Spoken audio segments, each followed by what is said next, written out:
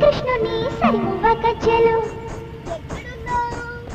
సత్యభామాదేవి అలక పానుపు రుక్మిణీ దేవి తులసి వనము తీయని పాటల మురళి తీరైనని మరిపించు కృష్ణుడు వదిన.